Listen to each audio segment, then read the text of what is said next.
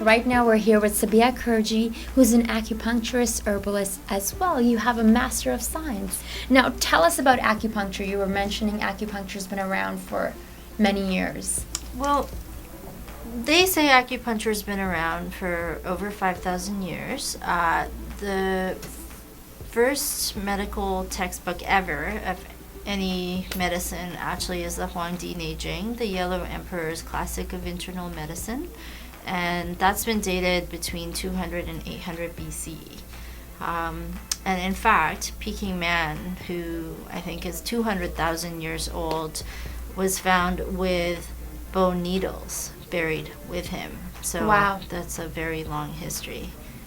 Now, one of the questions, like I love acupuncture, but I know a lot of people ask why needles, and some people are scared of having needles put into their body.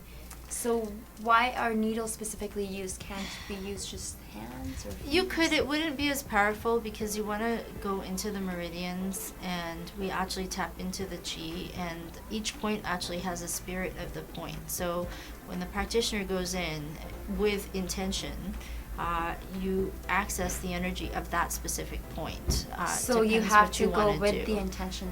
Yes, to be more effective. Now let's talk about acupuncture in today's world, especially in Western world. A lot of people are unsure of it, but in China it is taken as a way of medicine. It totally is. In fact, in hospitals in China, there's a perfect combination of Western and Eastern medicine that they have developed, and you go and you get Western medicine and herbal medicine and acupuncture and everything all under the same roof, and it's very widely accepted. The good thing is it is being, as people learn more and more studies are coming out and more funding is being directed by the NIH more in the States towards acupuncture. And the fact that it is very inexpensive, as opposed to big medical machinery and drugs.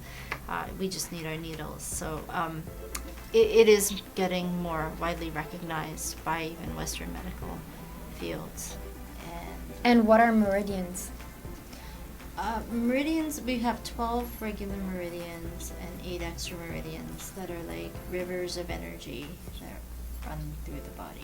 There's all kinds of stories of how the points were found. Like one story that, a soldier had frozen shoulder and no doctor could fix it, and then he was in battle and he ended up getting wounded in his leg, and his shoulder pain just instantly went away and then stories like that of a woman with a breech baby, and then an ember from a fire hit her foot, and they're kind of folkloric tales. So we're not quite sure how each and every point was found.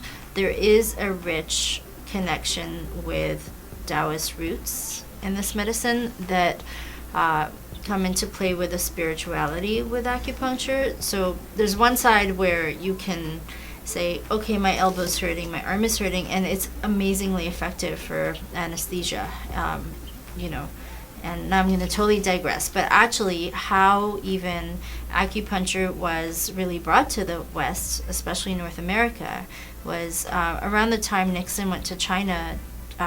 James Reston, a New York Times journalist, was he New York Times or the Washington Post? I'm not sure now, but I'm pretty sure.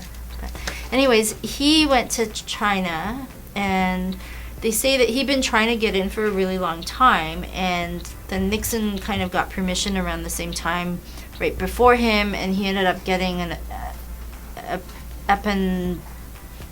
appendicitis attack, and they filmed him having his surgery with just acupuncture for the anesthetic. And so this was in like 1972. And it was very interesting to Western audiences, but more almost like, a trick act. But